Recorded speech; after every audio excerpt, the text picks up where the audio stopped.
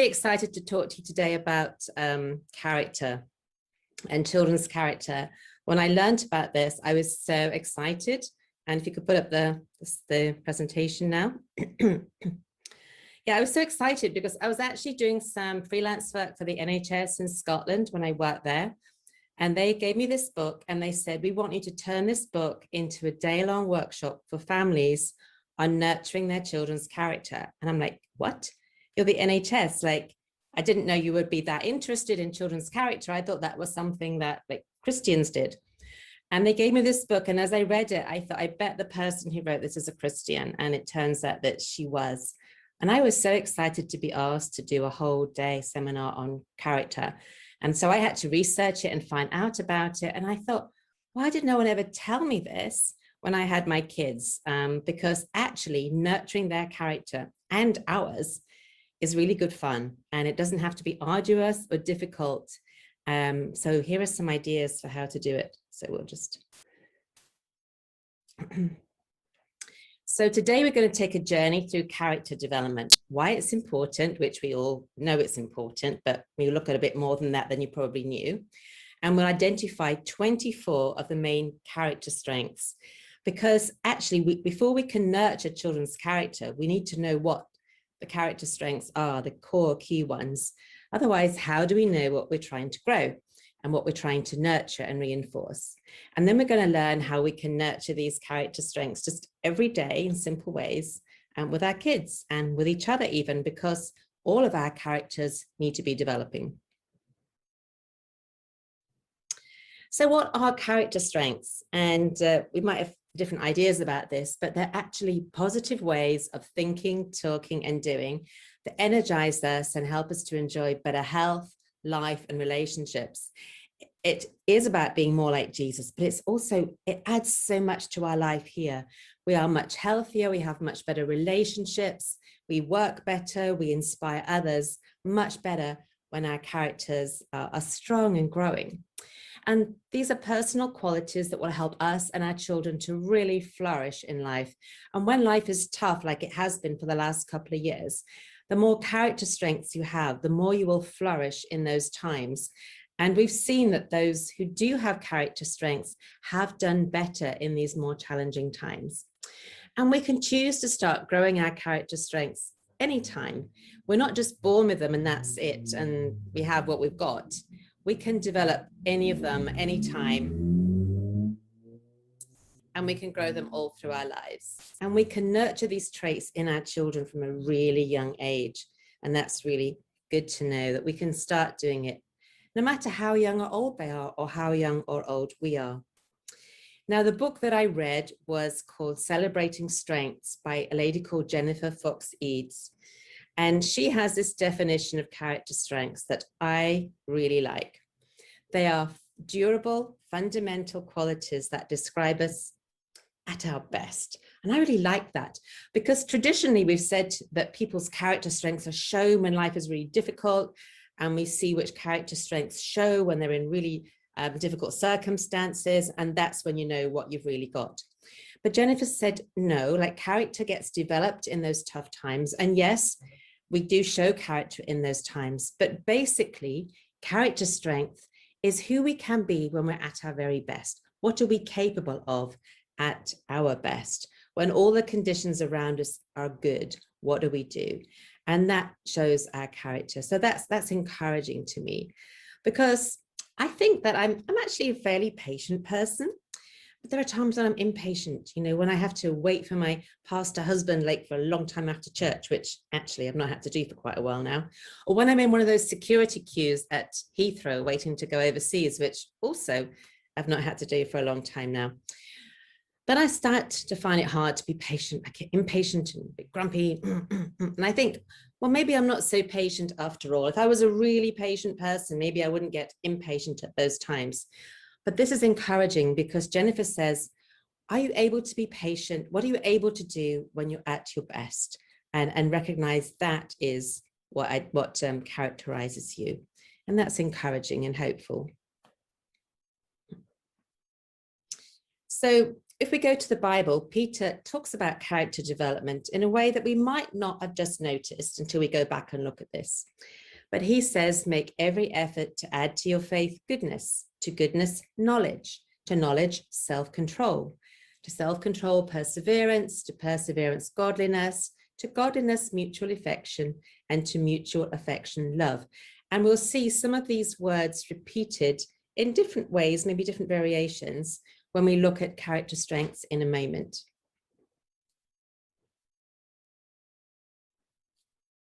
And then he goes on to say, for if you possess these qualities in increasing measure, so like keep on growing them is what he's saying to all of us, they will keep you from being ineffective and unproductive in your knowledge of our Lord Jesus Christ.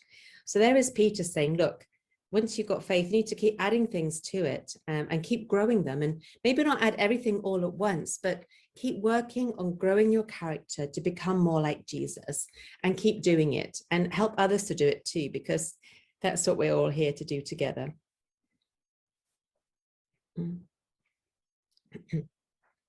So why are character strengths important?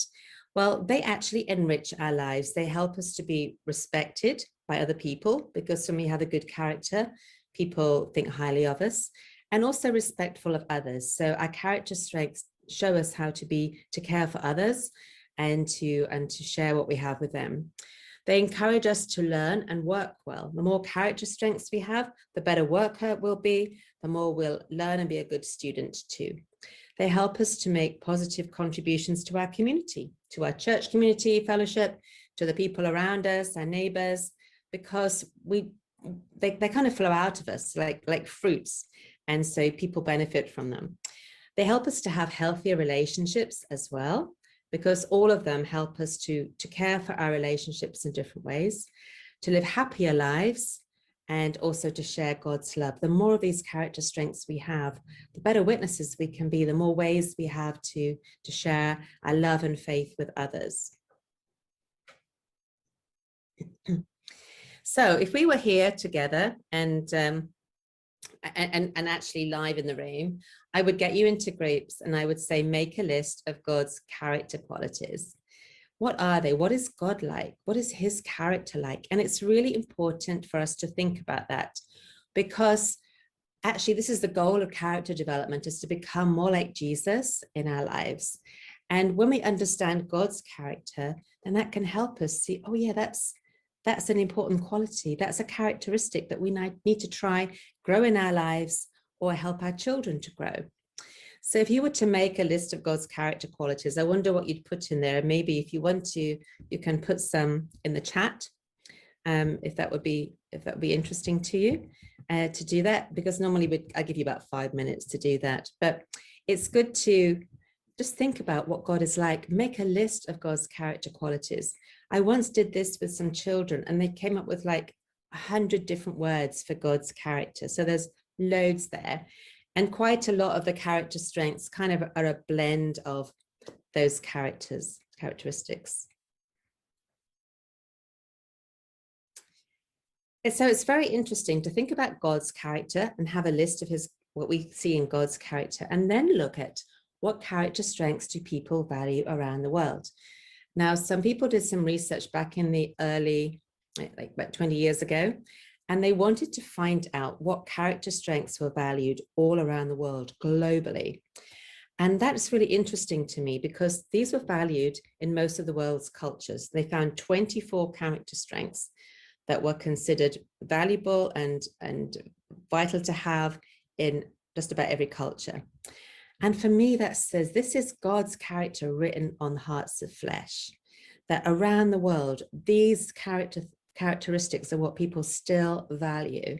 And they're all characteristics that we see in God.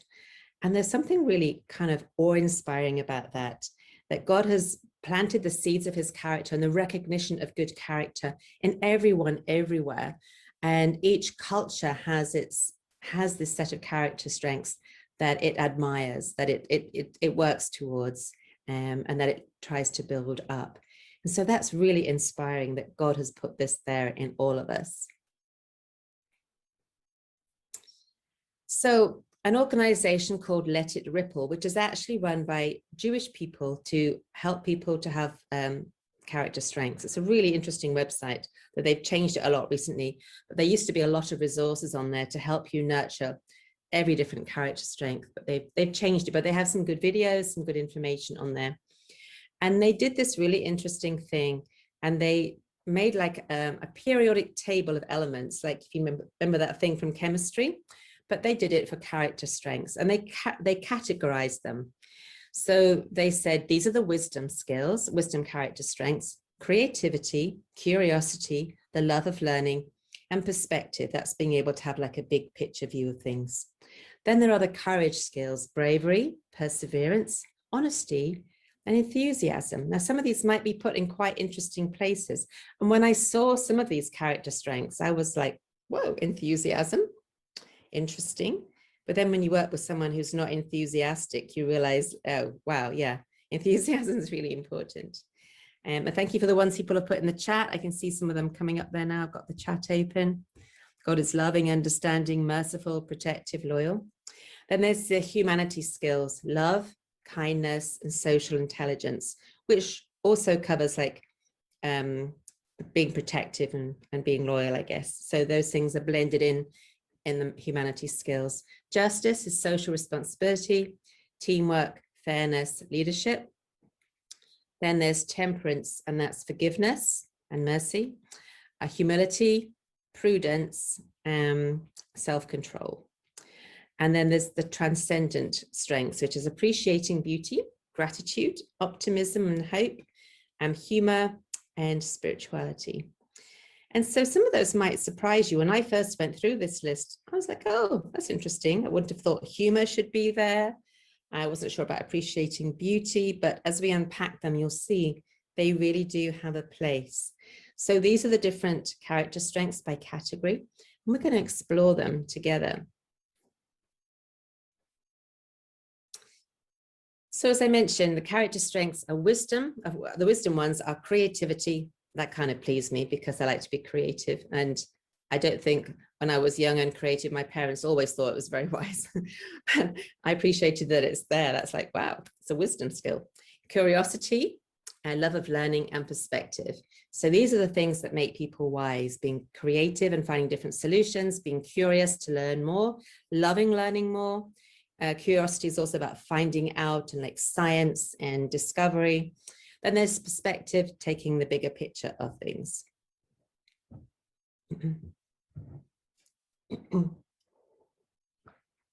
So as we go through these, we're going to find a Bible verse about them, and maybe think, and you can put this in the chat because that's not so easy to do interactively as I would normally do this, but think for yourself or write down which Bible characters had the gift of creativity, and how can we nurture children's creativity? So we are God's handiwork, created in Christ Jesus. So he created us. God, he's a creator, but he made us like him in that he gave us the ability to be creative, to write creatively, to be artistic, to sculpt, to think creatively. And actually, one of the most valued skills in the world today is creativity, because people with creative minds can actually work out how to solve some of the world's biggest problems. So it's not just to, you're not, when your child is building things out of egg boxes and yogurt cartons and doing things like that and trying to work out how to put something together and express their idea in a creative way, they are learning skills that help them solve problems and think about how the world can solve its problems. And so it's not just a matter of they're sticking cardboard boxes together. They are learning how to solve problems when they're being creative, and they're learning to look for different ways to solve the problem. So I wonder which Bible characters had the gift of creativity and who you might think that they might be. There are the people that were skilled by the Holy Spirit to build the tabernacle and do that work. David was obviously creative when he wrote the Psalms and things. And in a way, Mary is also creative when she has baby Jesus and there isn't anywhere to put him to bed. And so she creatively takes what she has to hand, a manger, and she makes it into a cradle for her baby. That's also creativity. So I wonder how we can nurture children's creativity. What can you do to nurture creativity in your kids, your teens, of people that you know, and yourself? Because it's not just about having fun or making a picture or something like that.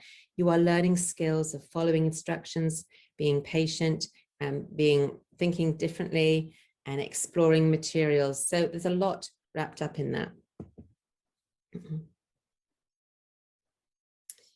Curiosity, it is the glory of God to conceal a matter, to search out a matter is the glory of kings. So God has like packed our universe with things for us to discover. And he can't tell us all that at once or write a big book about how it works. He has concealed himself, his artistry, his science, everything around us. It's sort of hidden, but not hidden. It's there for us to search out, to get telescopes, to send rockets and machines out to space to discover discover what's on the planets, to learn about the world and nature.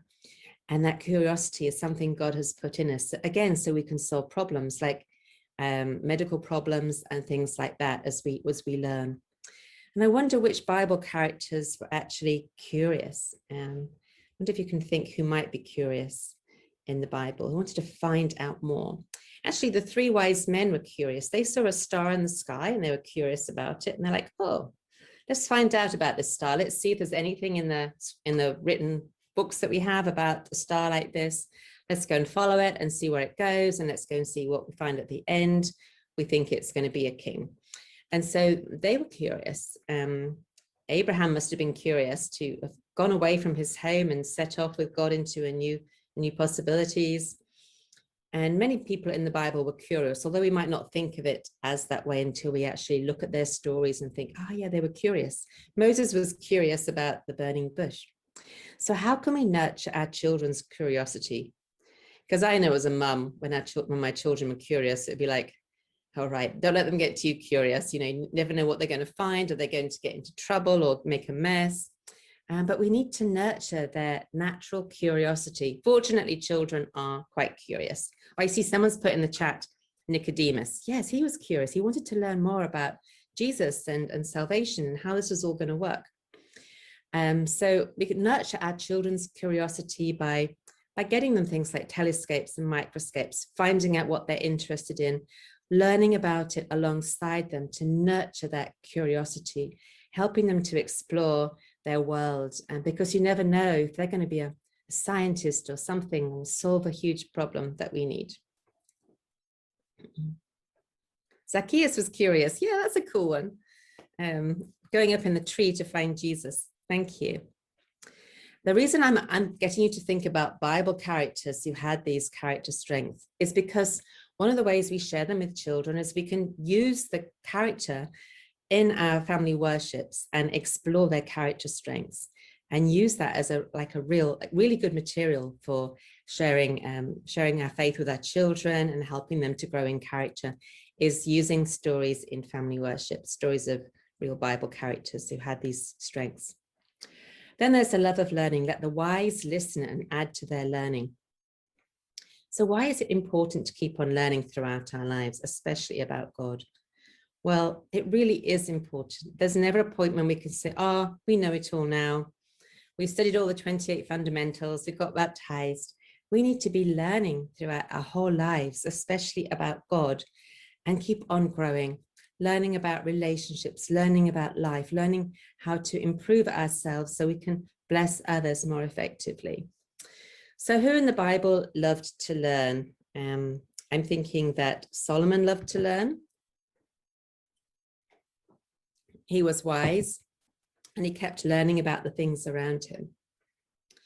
I'm sure there were other people in the Bible who loved to learn too. Adam would have loved to learn at the beginning, Adam and Eve, when they were in the Garden of Eden. God was teaching them all the time about what he had made there.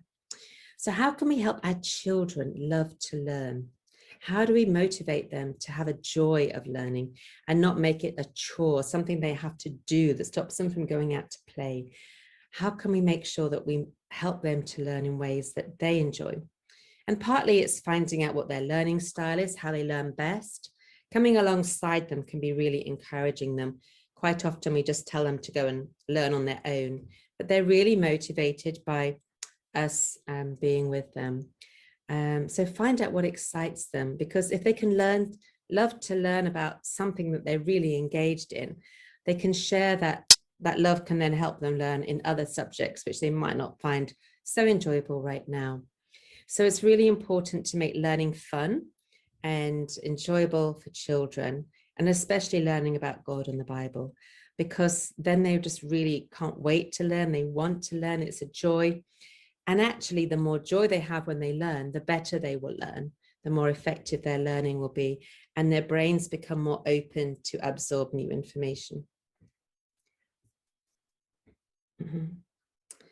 Perspective. Let this mind be in you, which was also in Christ Jesus. So perspective is being able to see the bigger picture of things, what's really going on here, not just the narrow thing of what's happening in this moment, but how does this fit into the bigger thing that God is doing, or the bigger picture of what's happening. So some people in the Bible had perspective, and they were able to see the bigger picture, to see things from a different angle.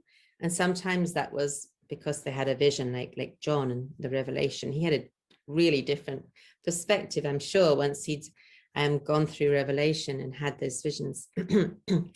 So other people in the Bible also had this sense of perspective, able to see the bigger picture.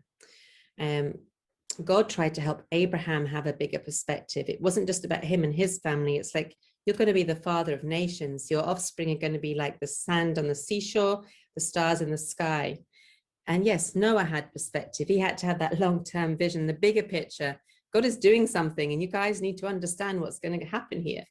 And he had that perspective that something big was going to happen, and he had to be prepared for it and try and share that with others. So how do we help our children to gain perspective, to take a step back from just what's in front of them and to see how things fit together, how things make sense, how they can get an overview of what's happening in the world or the life around them? And so it's quite important that we can have this bigger picture. And one of the big pictures is the big picture that, well, the biggest picture, which is what we have called the Great Controversy, but there's actually a bigger picture than that.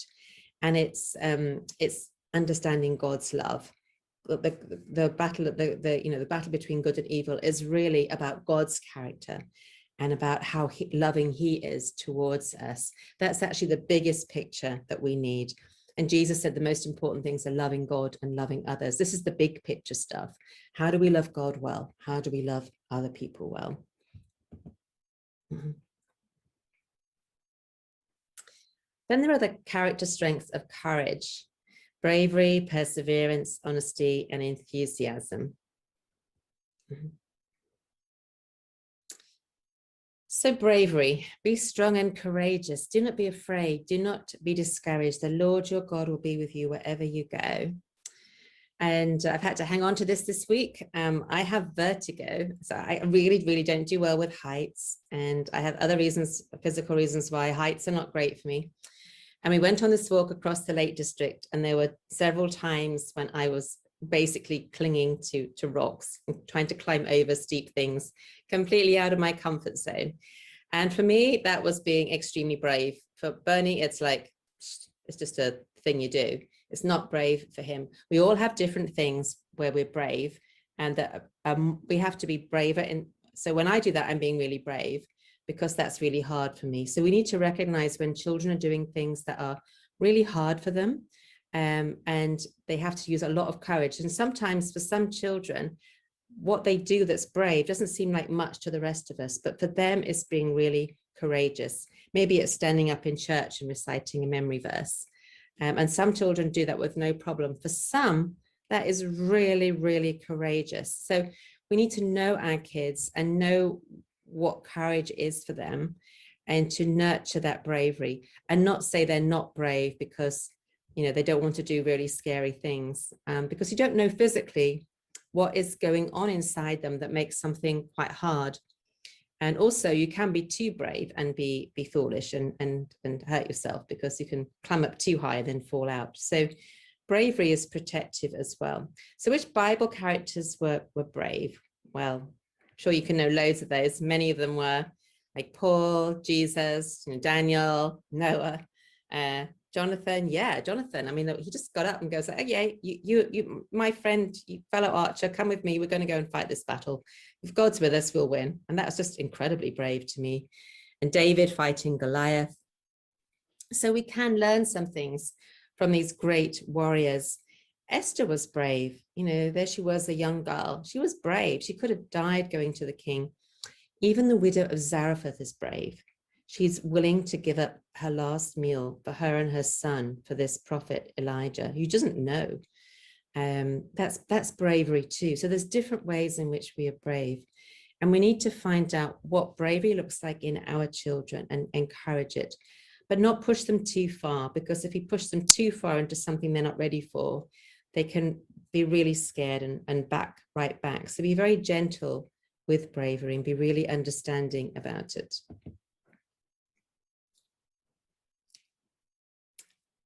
Perseverance. My brethren, count it all joy when you fall into various trials, knowing that the testing of your faith produces perseverance. But let patience have its perfect work, that you may be mature and complete, lacking nothing. So James encourages us to persevere. When you face trials, just keep persevering. Let patience do its perfect work in you. Which Bible characters persevered? I'm sure we can think of some of those, and I can see some we've named already, like Noah, like building a boat for that length of time, preaching to people for all those years, and then being in the boat for all those months. You know, that's a lot of perseverance. Other people persevered through difficult times. Moses persevered. You know, to be called at 80 to shepherd all those children of Israel through the desert and all their complaints, it took some perseverance. How do we nurture it in our children? How do we encourage them to persevere? Because these days there's a lot about, you know, instant gratification, and children don't necessarily learn to persevere on something as much as they did in the past. So things like anything they're learning, actually, like even playing football, learning to play the piano or the violin, when they're learning something like that, they learn to keep practicing, keep persevering, keep improving their skills. And those things are very good. And how do we find ways to encourage them in their perseverance, to kind of motivate them? Because there are times when it feels all too much and they want to give up and go and play with their mates. How do we help them stick with it in a positive way so it's a joy for them? And to encourage them to develop that skill. Perseverance leads to something good in the end. And you need to wait for things. Even things like growing plants, you have to persevere, wait, it's slow.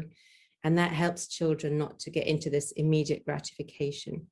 And so help your children to persevere at something, keep on going. And I had to do that. It wasn't quite as bad as this rock face that I had to go up, but I had to keep persevering when I was climbing one of these rock faces. The last couple of days, it wasn't this climbing, it was like I had to climb on my hands and knees up the rocks. And it was great because some people would come by me and they'd be passing me and they'd say, you're nearly at the top, you're getting there, you're doing it. And that really helped me to keep on going. We need encouragement.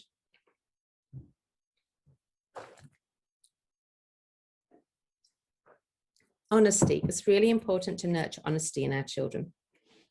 Speak the truth in love. And this is the kind of honesty that we need. People who will speak the truth in love. I know some people who are very frankly honest, but they hurt people around them by thinking they can say whatever comes into their mind. And often it's just their perspective. It's not the truth about that person. That one person doesn't like something another person is doing and thinks they have the right to tell them that. And actually, we need to think carefully about when is honesty, what is honesty, when is it important, and how do we do it in love? Which Bible characters were honest? It's important to think about those and find good examples for our children. And how do we nurture honesty in our children? We need to be very careful how we nurture honesty. That it's quite complicated. There's a stage when children will say what they think we want them to say, and they don't realize that is not being honest. For them, they're just pleasing you, and that's what children like to do. So it's not necessarily that they're liars. When we start to call them liars, they can get quite confused. We also need to recognize that when they do tell the truth about something, if we come down heavy on them, you're going to teach them to lie. So when they, oh, that wasn't meant to be switched. Okay, sorry. So when we need to be very careful when our children are honest with us, to receive that honesty with loving kindness and generosity, because they've been very courageous to be honest with us. And we can teach them to lie by the way we respond when they tell us the truth. So be very careful how we do that.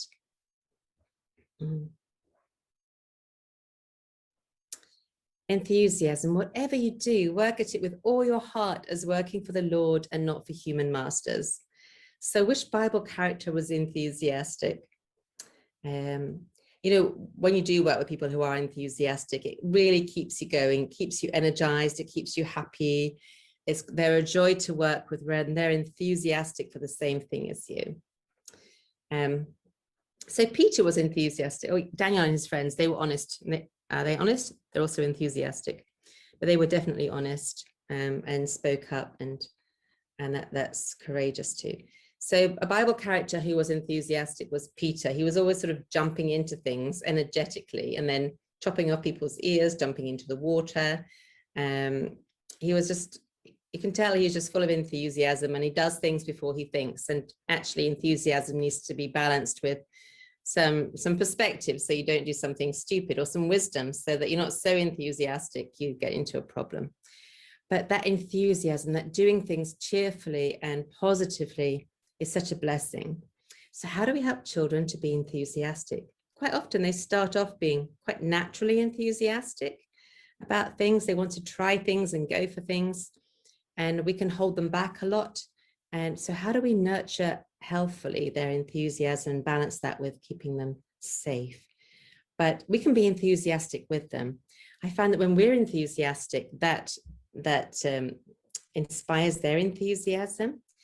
And what I learned as a mother is that if I was to do it all over again, I would not pull out the vacuum cleaner and go, oh no, I've got to do the vacuuming again, and be really like miserable about it.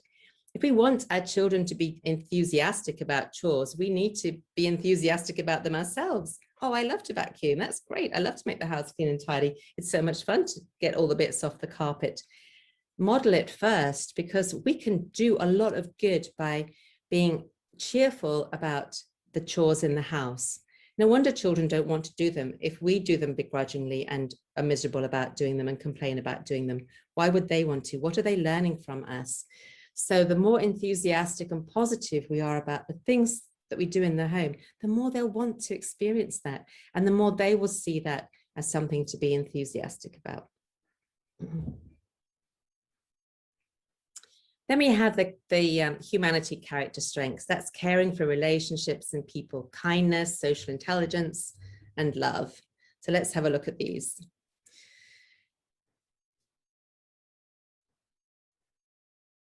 Kindness, I think, is one of the most important character strengths because it encompasses many of the others. And the people who study character strengths said this is a really, really important one.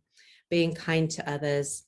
And when we're kind to others, it makes us feel happier. A psychologist told me that being kind to others is often a better medication for depression than actually medication and counseling. When we do kind things for other people, it comes back to us in a blessing of joy. And I think God has made it that way to like nurture kindness in us and encourage us to be more kind. So think about which Bible characters were kind. There's many of those. Jesus was kind. That's lovely. There were Dorcas was kind. Mary and Martha were kind. The Shunammite woman who built a little house for Elisha on top of her house, that was kind to make him feel at home. The widow of Zarephath, she was kind. She fed Elijah at her last meal. It's actually interesting when you look at kindness. If you look at Dorcas, Mary and Martha, the Shunammite woman who built the little room for Elisha on top of her house, and the widow of Zarephath, those women all experienced a resurrection themselves. Mary and Martha, their brother, and the two other ladies, their sons. And that tells me something, that there were many great men and women in the Bible, but those who experienced a resurrection were nearly always very kind people. And that says how God cherishes kindness. So Rahab was kind too, yes, and she experienced a very special blessing. In a way, she wasn't resurrected, but her life was saved, and that was important. And it's really important to nurture kindness in our children for their well-being, for their relationships, for their spiritual life. Kindness is so important. And Ruth was kind as well. Naomi was kind. Actually, the story of Ruth and Naomi has a lot of kindness in it. The people who were kind were blessed. Boaz was kind as well. He was kind and protective of Ruth in his fields. And so we see a whole lot of kindness going on in that story, which is really beautiful, and it's worth unpacking through the lens of kindness. So how do we nurture kindness in our children? Well, they learn it from us. They learn it from how we're kind to them. So that's helpful. And they also learn kindness and the joy of kindness when we take them on acts of kindness with us.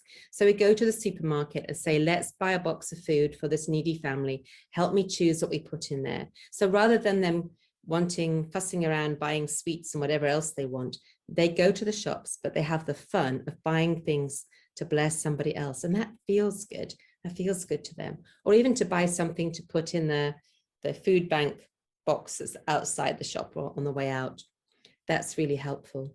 So also we made these hearts in our family, and it says kindness was here, and every day everyone would try and do something kind for someone else in the family and leave one of these hearts there to show that someone had been kind and cleaned their shoes or made their bed or tidied up. And that was kind of a fun way to nurture kindness. But kindness is one of the most important things. And so be very attentive to developing kindness in your children, boys and girls. They all need this kindness, this empathy for others, this care, this God's love flowing through us as we are channels of God's love into the people around us, and we bless them. And when our children learn to be kind, we protect them, we protect their relationships, we protect our community as well.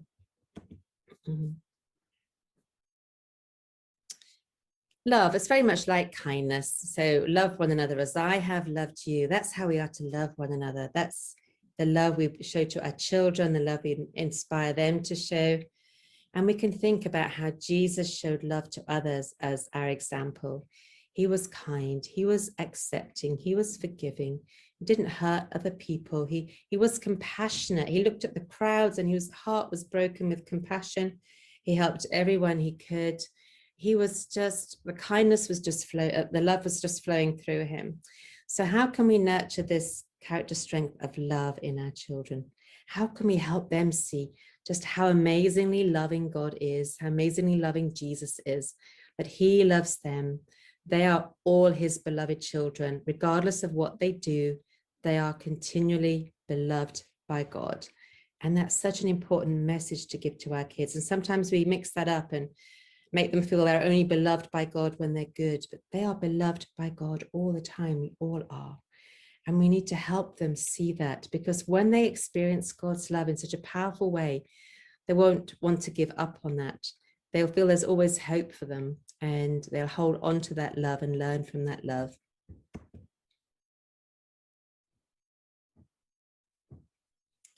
Social intelligence is an awareness of the needs of a whole group, how people are feeling, other people are feeling, how the group needs to work together, and just takes care of people around them.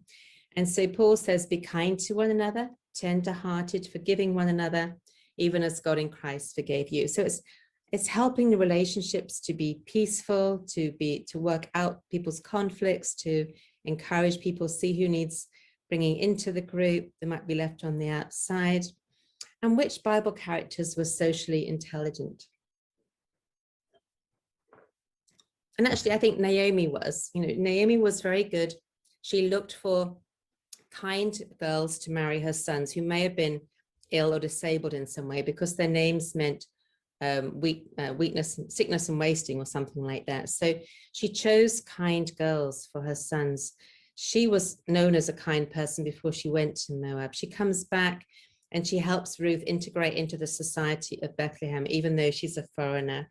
She helps her negotiate whatever it is that she did with Boaz to show that she was available. as a potential wife. And we see her like working around to bring social intelligence into a situation. I think Abraham was also socially intelligent. He was good with Lot and helped him. Martha was, yes, she was able to be a great hostess. So it's important, social intelligence is important. It is part of hospitality, like you say with Martha. And how do we nurture social intelligence in our children to help them have empathy for others, to be kind to them, to stand back and see the whole group, make sure no one's being left out, let other people go first, different things like that. So we need to nurture the social skills in them, the awareness of other people's needs and how they reach out to them. And I've seen even quite young children be really socially intelligent, take care of others. I remember going into one home and a little child came to me about 7 and asked me if I wanted a drink of water. And I was like, oh, that's so sweet. They're aware of my needs, even though they're quite young.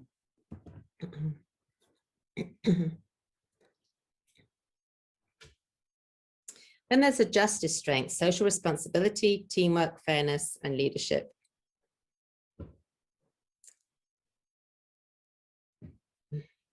So let's have a look at these. We click on. So social responsibility is bearing one another's burdens and fulfilling the law of Christ. It's saying, let's not let people struggle in this world. Let's reach out our hands, feed the hungry, lift up those who are poor, help them to manage their debts, take care, help to create a society where there's less oppression of the poor, the refugees, things like that. So which Bible characters showed social responsibility, do you think, that reached out to the poor, like Dorcas did? So she wanted to take care of their clothing. So you may be able to think of other people who reached out and made sure they were taking care of other people well. Abraham did that with Lot as well. Jesus did, yes. Joseph, we have here too. Yes, Joseph, social responsibility, making sure that everyone was fed in Egypt and organizing all of that was really important social responsibility. Jacob, when he comes back to meet his brother Esau and he has all his wives and children and flocks, he kind of makes sure that they're all safe. He's going to meet Esau, he doesn't know what's going to happen, but he tries to make sure everyone is safe. And he tells Esau, look, we can't travel fast. We've got little ones. So don't go too fast. And that shows a care and a social responsibility. And we need to nurture that in our children, make them aware of the needs around them and what they can do to help meet those needs. There was a boy in America and he drove down the street one night with his parents and he saw all these homeless people and it was quite cold. And he went back home and said, we can't let those people be cold. Let's go out and take some blankets to them. So they took some blankets back to them. And then he said, oh, they're hungry. Let's go get them some food. So he bought them some food. Eventually, this young boy got in touch with people. And out of his concern for the homeless, that community created like a hostel for people who were homeless. So they could always go and get food and shelter. And that was this young boy who was maybe 9, 10, 11. And it started there with him. And so it's really good when our children have this sense of social responsibility and they see they can make a difference to the people in society who are oppressed in some way and how we can help to lift them up.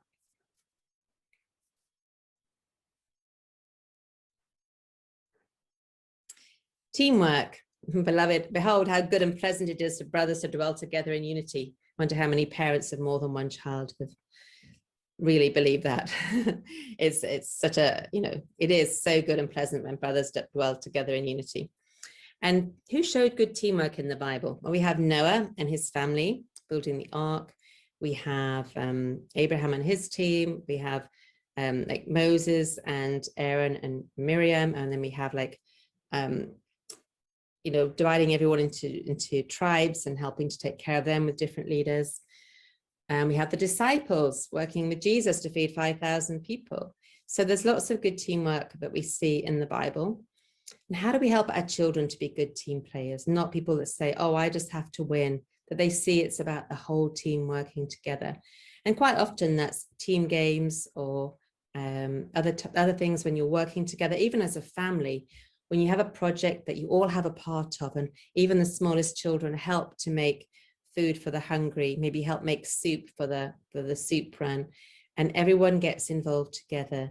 It's a really good when children are part of a work team with their parents, and they have that good feeling that we were part of this and we did something good together.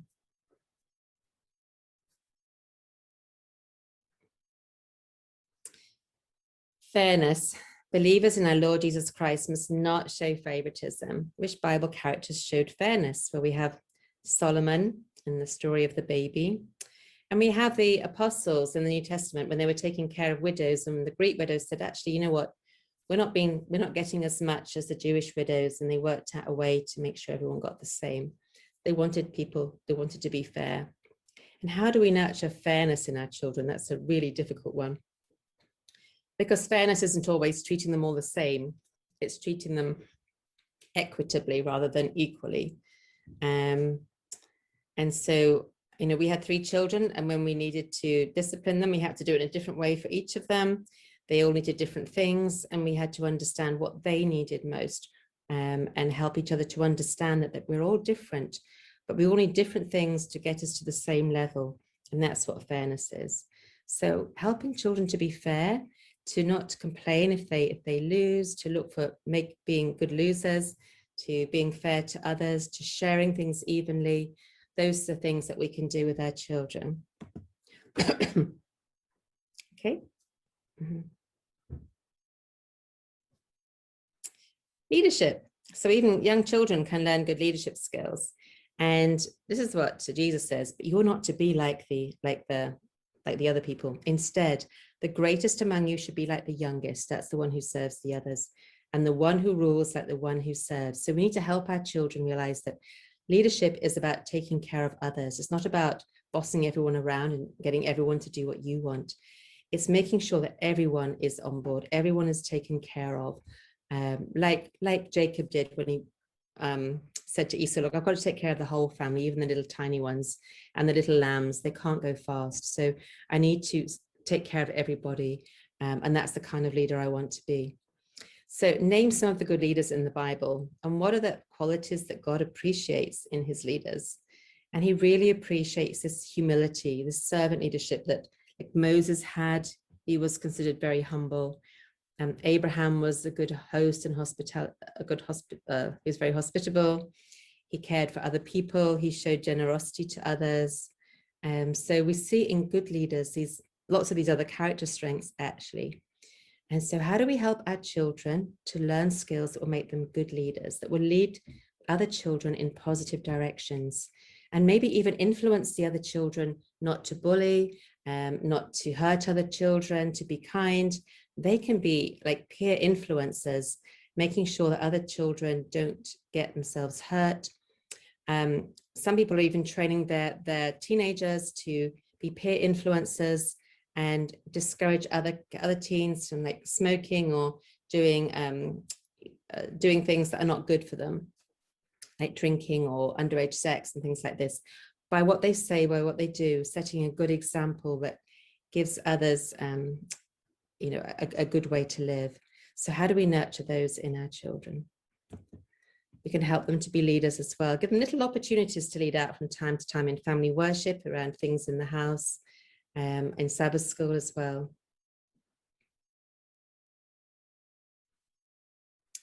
Then we have the temperance skills: forgiveness, humility, prudence, and self-control. So forgiveness, we can see some good examples of forgiveness in the Bible.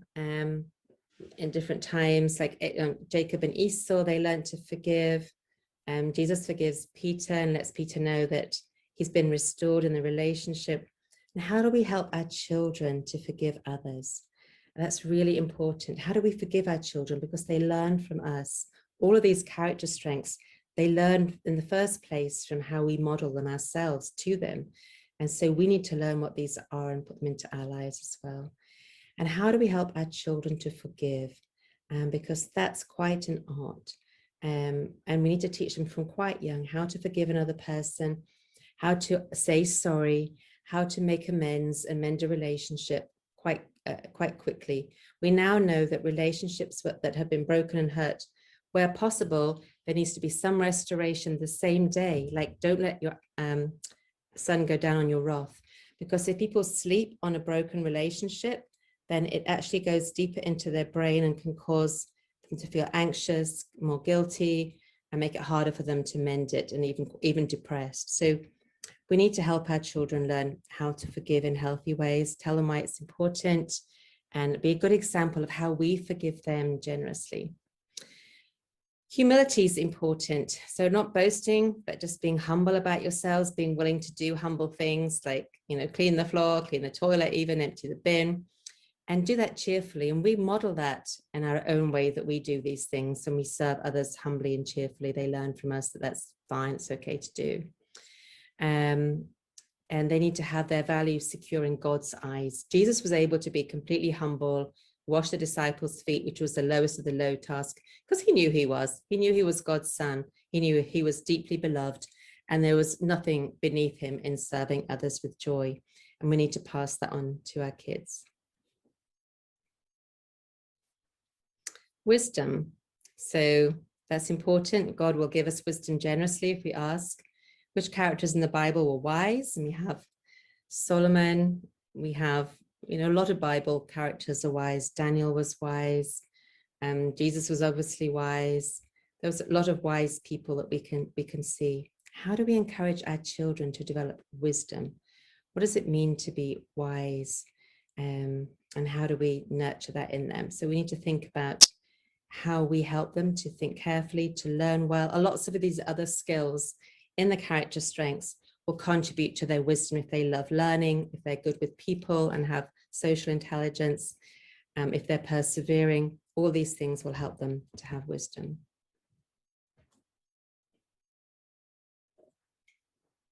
Caution. I quite like that caution is in as well as bravery. It makes me feel a bit better.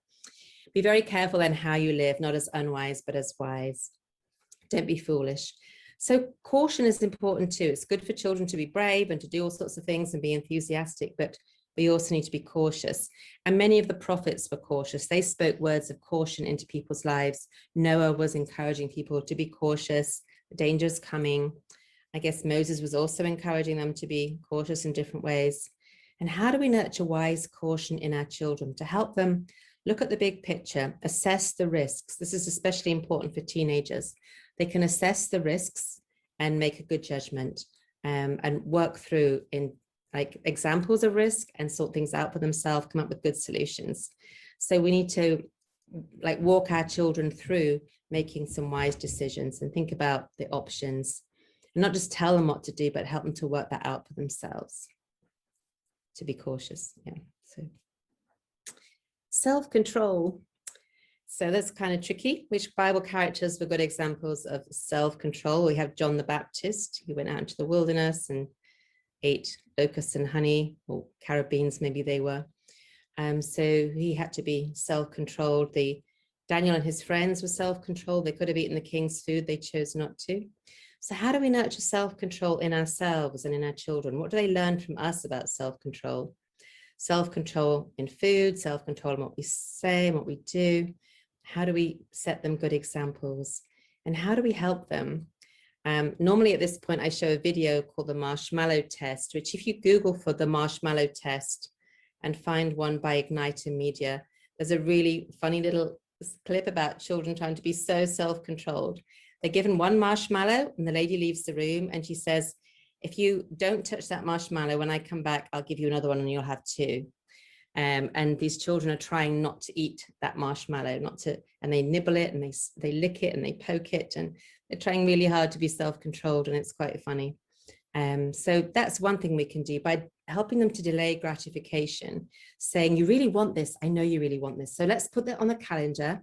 And if you still want it in a month's time, then we'll think about it again. So they learn not to have immediate gratification. They learn to wait.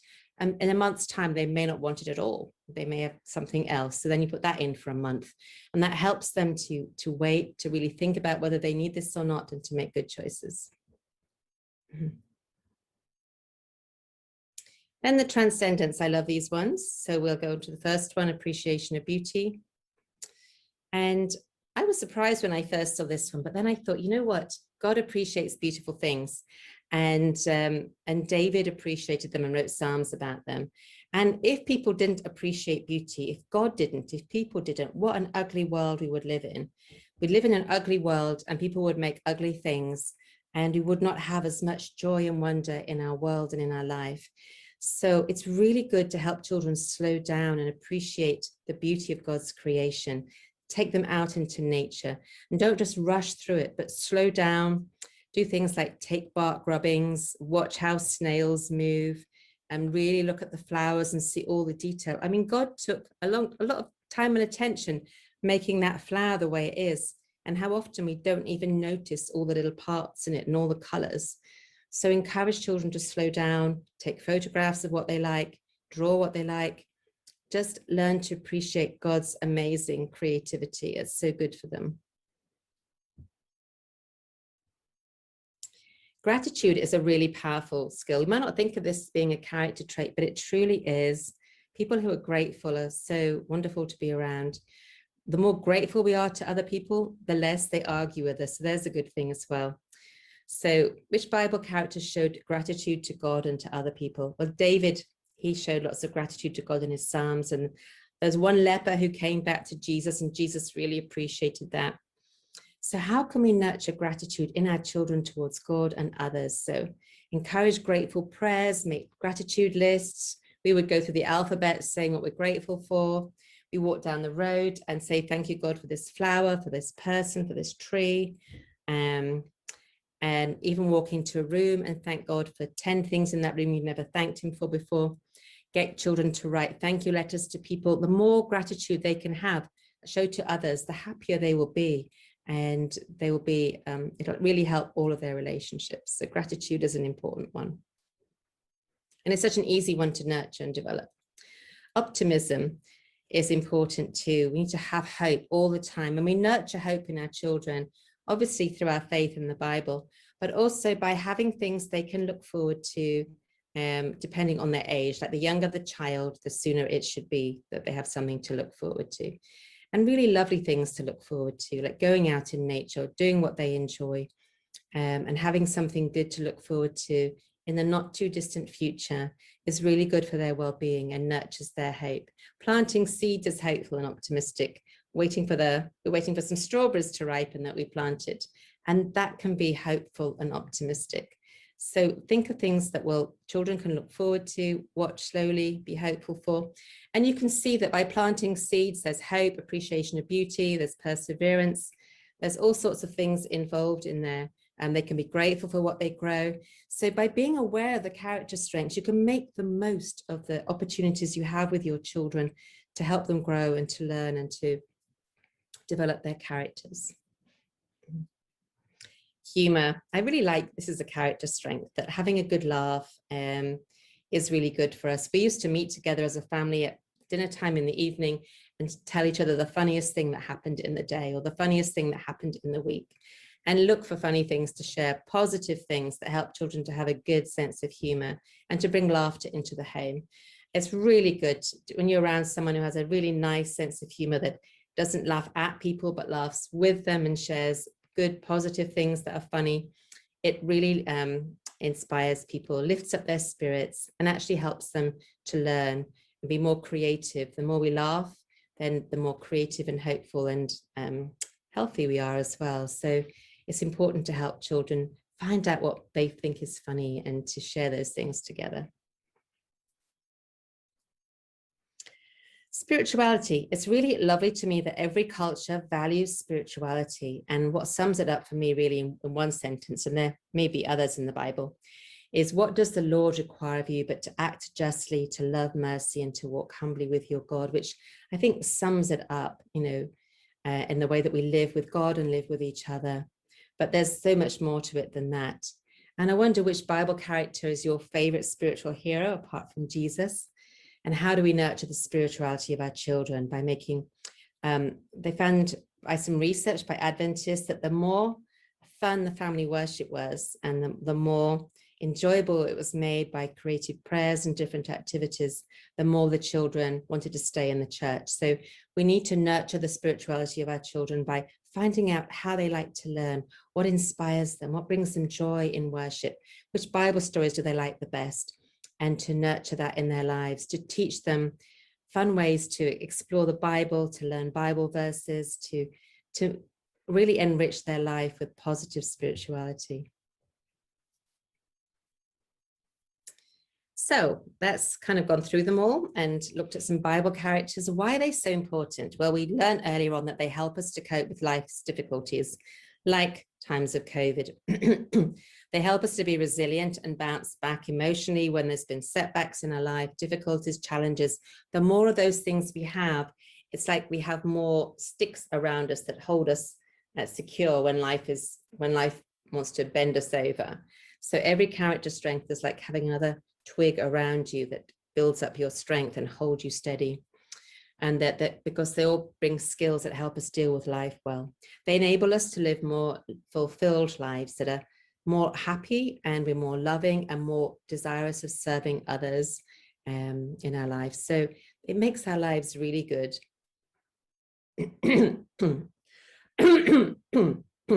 Now, I'd really like you to think for yourself, three of your character strengths, because actually Jennifer Fox-Seed says we all have all of them, but some of them are very, very like tiny, like they haven't grown very much yet, and others are quite big. And we can grow any of them at any time by focusing on them.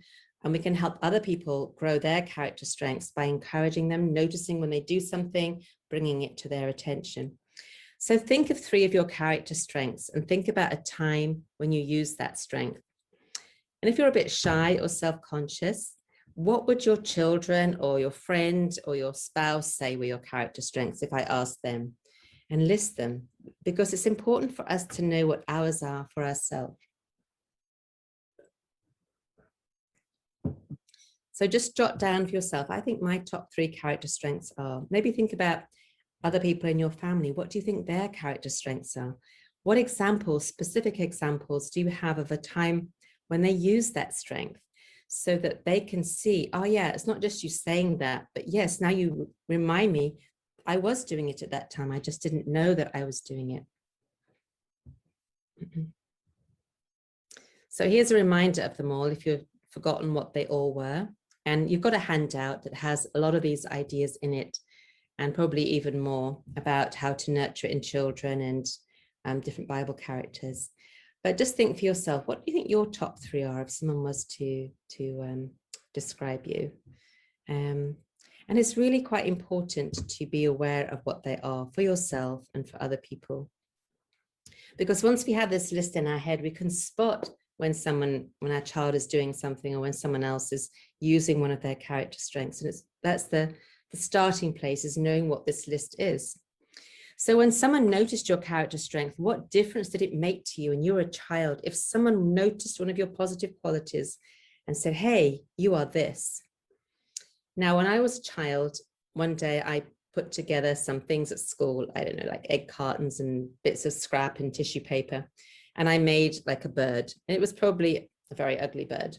But someone said to me, Karen, you're so creative. I must have done something that was different to what other children did. And they said, you're so creative. And I said, well, what does that mean? And they tried to explain it to me. I thought, I really like that.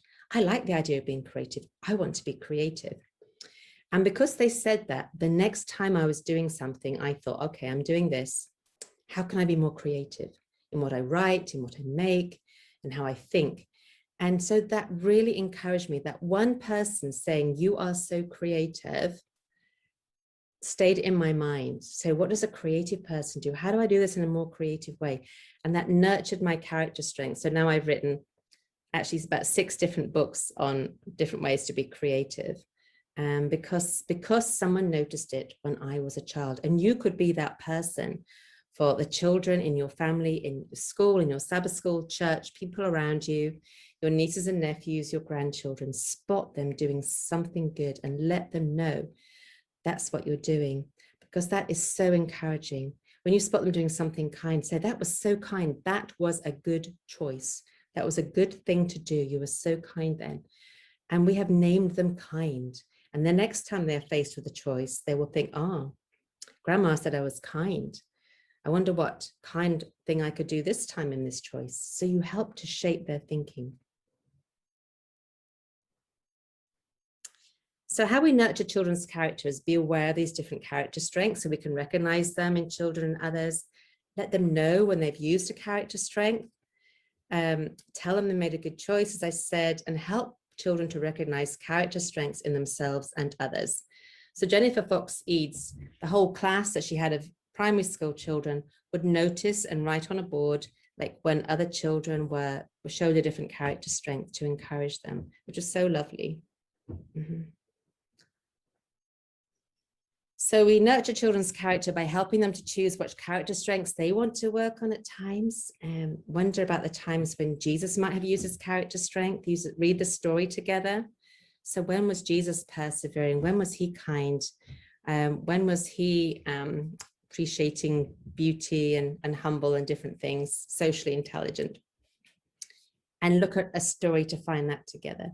And then help them make a list of ways they can be that character strength. They can try those things out. So here's a list of things that you could do. Let's make a list of things you could really do at home, at school, wherever we are.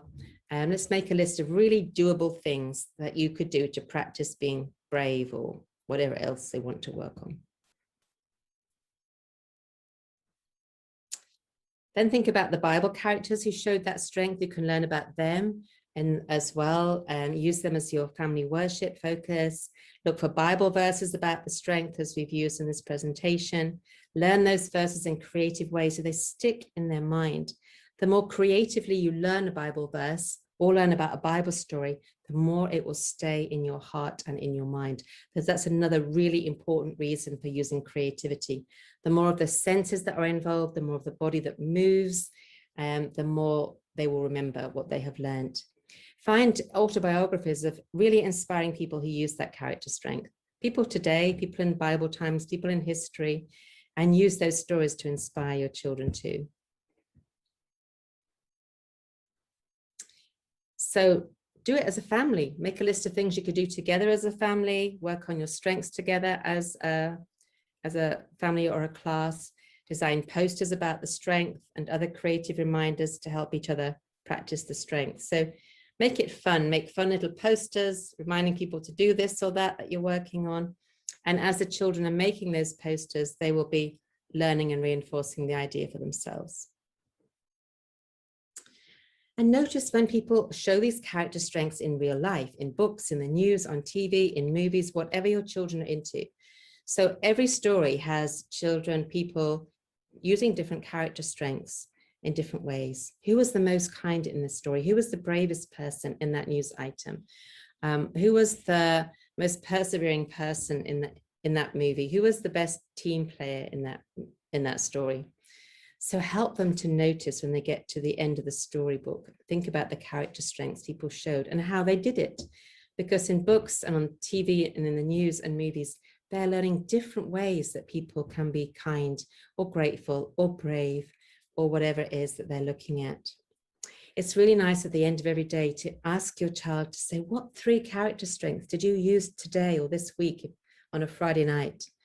And they will say, well, I tried to be kind and I did this and I was really honest and I owned up at school when I broke something, and I was really brave and I walked past the neighbor's dog when it was barking.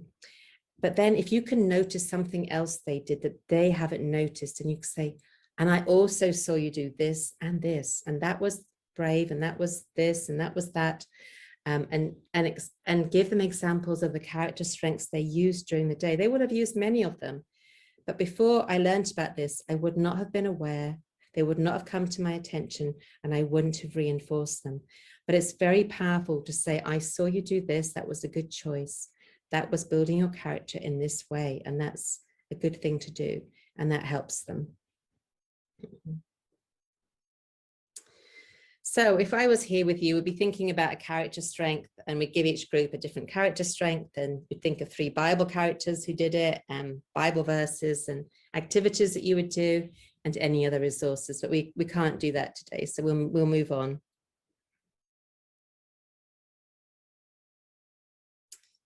And we'll move on this one too, because we can't feedback.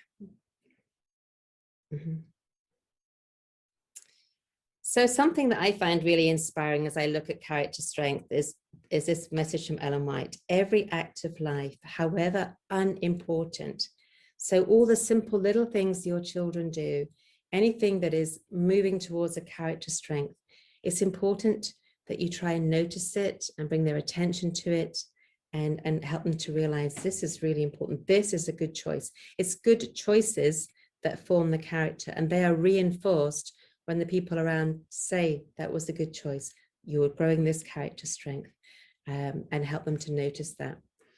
Ellen White says a good character is more precious than worldly possessions, and the work of forming it, that's our work, with our children, with those around us, is the noblest in which men and women can engage. So everything we do, however small, is shaping character in our children, in us, and we can be part of helping to sculpture those characters for eternity, which for me is just so inspiring, that we can be part of creating these works of art in our children, in their character for eternity.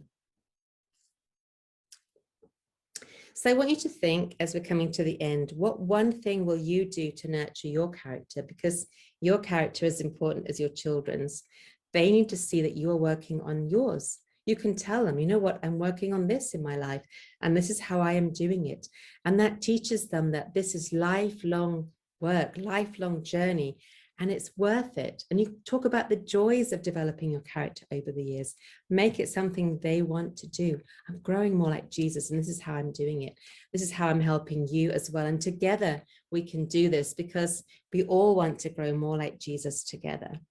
Then think about one thing you want to do to nurture a child's character. What will you do this week, even today, to nurture a child's character?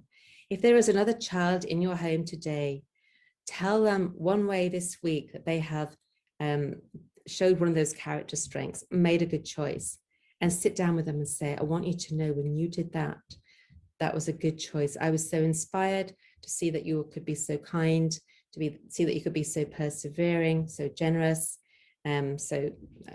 whatever it is that you wanted to share. Generosity is actually part of kindness and social responsibility. So they're kind of, some of the ones that are not named blend into other ones.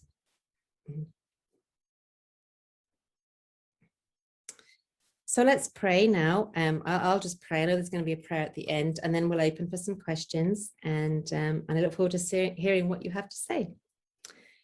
Father God, we want to thank you for your incredible character. It's so amazing. It's beyond all that we can comprehend. We will spend eternity learning about your incredible character and its many dimensions, things that we don't even know yet, can't even comprehend, and don't have words for. But thank you that we have words for these character strengths, these 24, which we can keep in mind, even though there are many more, and that we can help to nurture in our children, to help them grow more like Jesus and more like you. Pray that you will help us too to be good examples as we grow our characters. And we thank you for your love today that has developed characters through the ages in the Bible. We can read their stories, we can learn from their ups and downs, and we can use them as inspiration for us and our children to grow our characters with you.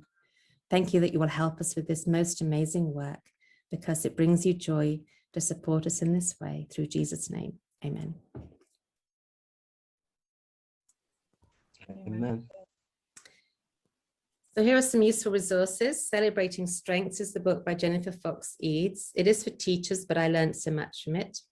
Then there's momentsaday.com, 100 kids activities to build character, Let It Ripple, Mind, Character and Personality by Ellen White, and viacharacter.org, which has an online character strength quiz. I think they have one for children and young people as well as one for adults, and lots of resources about how to grow character.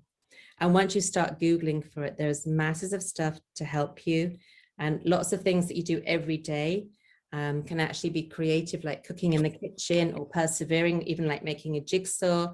Playing a game together can be social intelligence, teamwork, fairness. So there's lots of things that you are actually doing every day in your normal everyday life that you can maximize by realizing you can develop character here.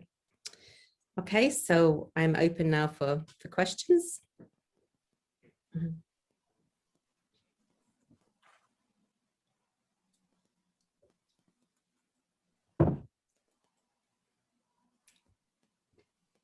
You'll be sent a handout after the presentation, so that will cover the information I shared will mostly be covered in that. Any questions? I've got a question. Yeah. Hi, Karen. Thank you for such a wonderful presentation. So in regards to how you kind of, I don't know how to word it, like tackle character building, do you kind of say, all right, you're going to do like one a month, one a week, or do you just kind of assess like your child? How do you kind of go about just starting, basically? Would you just kind of, do you know what I mean? If that makes sense. Yeah, I think go with the flow. I mean, I think the thing is to spot them doing something right. If that's all you do is spot them when they're doing something good. At the end of the day, say, you know, even have a list, and if they're able to read, remind them of what the list is, and at the end of the day, go through it and say, which ones did you think you did today? And this is also what I saw. If you just do that, you'll do an amazing thing. It doesn't take much to be encouraging and to help them to be mindful. And then as a family, depending on the age of your children, because even from like 1, 2, you can let children know that was a kind thing you did there. You shared that with your brother. That was kind. That was a good choice. And that can be really reinforcing. And then as they get older, if you want to do something like in family worship, I would say maybe choose one for a month and just look at different Bible characters, do things around it. And you can use that as a way to help guide your family worship. Or as a family, you could decide this is what you're going to work on together and how will you do that. So it's really, I tried to kind of give you a lot of ideas so you can do it in any way that works for you, because every child is different, every family is different. And just by noticing, even in your colleagues and friends, just say, hey, that was really great when you did that, and say why. That is really reinforcing to them. You will grow their character just by dropping that in conversation or in a WhatsApp message to a teenager. That will mean an awful lot, that someone's noticed something like that, a character strength in them. That is really, really encouraging. So I would just say scatter that encouragement and do what works for you and your family. And just make it fun. It's not a chore. I think make it as fun as possible. But by having this perspective, this lens at which you look at the Bible, you look at life around you, you look at your kids, and notice these things. Just by having the list helps you to notice them better and make the most of opportunities in the books they bring home from school to read and the things you're watching together, even in a sermon that you hear or Sabbath school lesson, and just kind of highlight things so it doesn't just get lost in passing, I think. Thank you. I have a question. Thank you very much, Karen. I really appreciated the work you put into the presentation. One of the things I want to ask about is teens, because I find that's my teen. My girl is actually I find her quite easy, but one of the things I find quite difficult with inspiring teens is when I try to work with a group of teens. You know, for a long time I taught a Sabbath school class, and I think of the teens a lot because I can almost see them drifting away sometimes, especially at church, you know. And one of the things that I'd like to do is to be able to know how to work with them in a way, you know, what to do that would really inspire them as a group, because it's almost like sometimes it's almost like they feed off the negative in each other. So when they're together as a group, it's like maybe they would talk separately, but when they're together, you know, then they won't. So that's what I'd like to ask about. You probably need to ask someone who works with teens more about that. I think that what I do with teens is I try and just gently like drop in, if I notice them doing something well, they need to hear it from us, even if they're shy, but on a one-to-one, just say, hey, that was really, you know, when you did that was character strength, that was really great. And like, even if you don't call it character strength, just say, I really appreciated that was really whatever, and just move on, or send it them in a simple message. They don't like you to make a fuss quite often. I think they like to be involved in projects, active projects. I think I'd get them doing stuff rather than trying to discuss things at times. When they're doing something else, they'll often talk more freely. And so, you know, when you're all working on making pizza together or putting food boxes together for hungry, or there's a task, they like to find out what they're passionate about, like, you know, saving the world, like climate or homeless or whatever it is they want to do, and I get them involved in a task. Really, I think that would be what I would do, but then I'm more of a practical person. And you get them on a one-to-one. I think if you're able to take them out for a hot drink or whatever they like, and just like sit on them one-to-one, or walk alongside them. They sometimes don't like to be like eyeballed. It's a bit intense one-to-one. Maybe take two together, or go for a walk, or drive them home in the car, and they'll talk because they don't have to like be face to face with you. That can be a bit easier.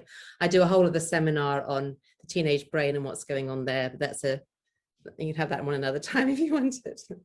But it's more about teens on a one-to-one than how to deal with a whole youth group. That's probably not my area of expertise. So yeah, it's probably not very helpful, but I would just say spot them on a one-to-one. You can make a huge difference in a young person by spotting their character strength and telling them this is a good thing that you're doing there. Even if it's really tiny, just notice it and try and do it as often as you can, because there's nothing more encouraging than growing up spotting them doing something well when everyone else is trying to diss them on social media and they're struggling with that. I think it's very hard being a teenager right now. I thank God that I'm not a teenager, and I thank God that my kids have grown up. So I sometimes say when I'm doing a seminar for parents on teenagers, what would you rather be right now? A teenager or the parent of a teenager? And they go, okay, yeah, I'd rather not be a teenager. Okay, so get how hard it is and for them, and understand it's really difficult right now. So anyway, thanks, Rosie. I'm not sure that's very helpful, but appreciate the question. Anybody else? Got some really nice hard questions. Karen, in the chat, somebody was asking if it would be possible to get a recording of this presentation. Obviously, we have recorded it, but I don't know how you'd feel about that. Yeah, no, I'm happy for it to be shared. There's the handout as well. Quite happy for it to be shared. For you to go through it again. The handout does cover quite a lot of the information. Quite happy for you to share that with other people. Like, I'm not precious about this stuff. I think the more we understand this and share it, the better, because it's made a huge difference in my life. I might not be the person I am today if a handful of people in my life hadn't encouraged me in different ways by spotting different character strengths. And then I thought, oh yeah, maybe I could work on that. I never realized that was a thing before. So just spotting it is really helpful.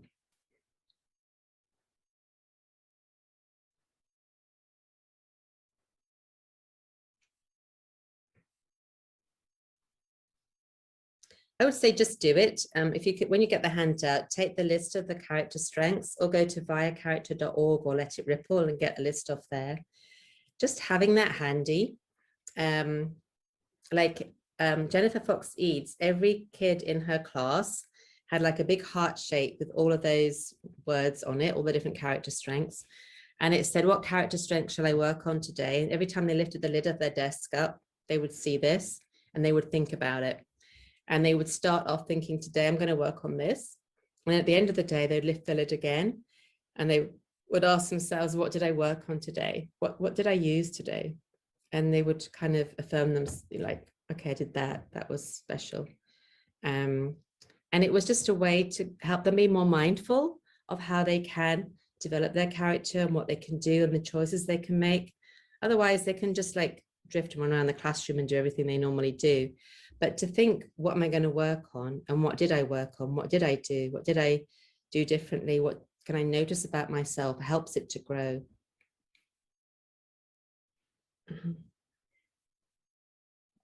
Otherwise, you have no roadmap as a parent to guide your children in character, and they don't have a roadmap either. And that's where I found this roadmap of these character strengths really helpful, because you know what to start, what to look for, what to reinforce.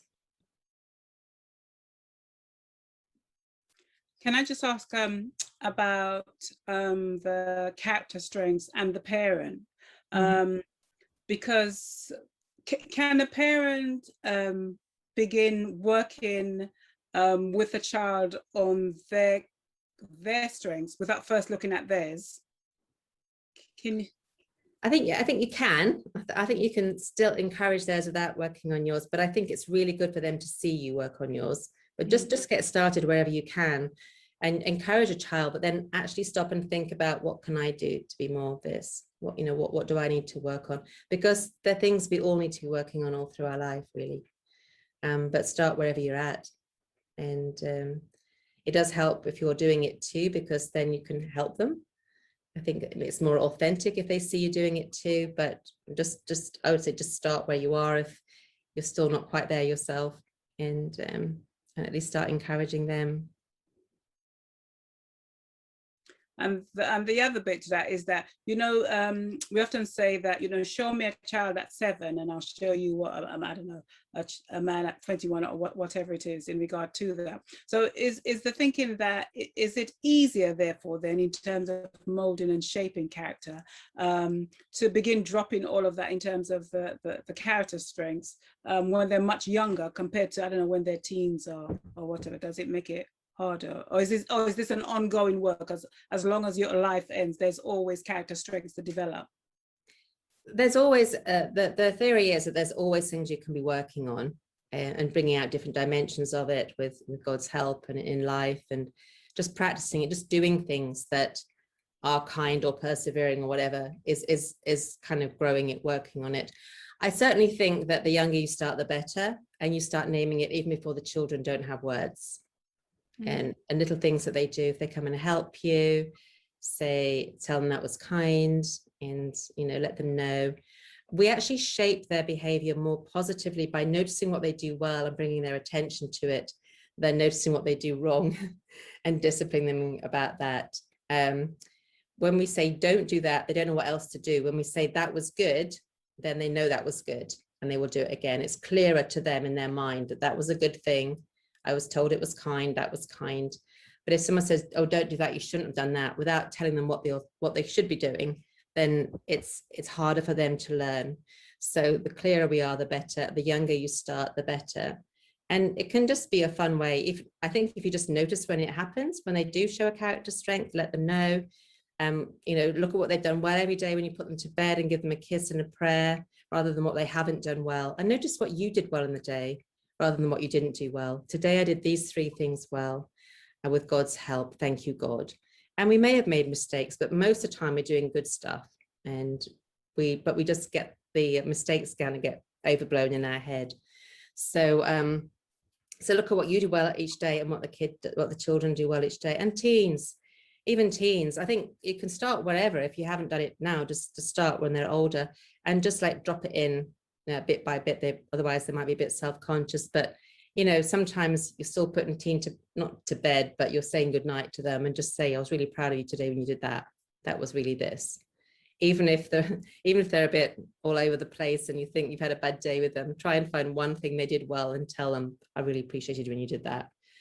Because I think that helps them to steady themselves. It helps them to realize that there is good in them, that they can do things well, and it helps to help the relationship as well.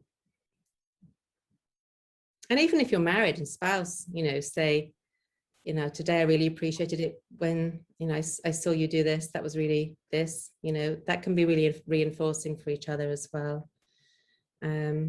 Obviously, you don't want to go over the top and make it the only thing you talk about, but it's really important to reinforce it in each other and children and teens. We'd grow a lot healthier environment and relationships and community if we were doing this more for each other, rather than often, tearing each other down in different ways. This is building each other up in Christ, and that's what makes us a stronger people and stronger community and stronger faith.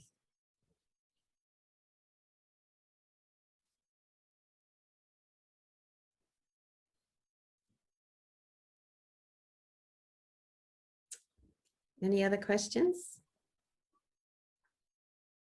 There's actually loads of resources on the internet right now, because it's quite an important thing.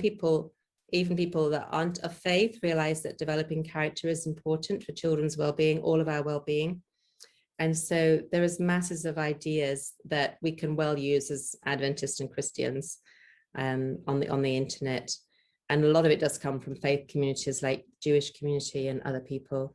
But so just explore, you'll find a lot of things to help you be creative with it. It's meant to be like really, it can be, I'm trying to show that it can be fun, light, not a lot of work, but we just need to know what those character strengths are so that we know when we can spot it and do it in a fun way when we spot it, and notice it in their books and other things like that. So that it becomes part of your everyday way of looking at the world, and it's not anything big and onerous. It's just a natural way of looking at their development and what they're doing.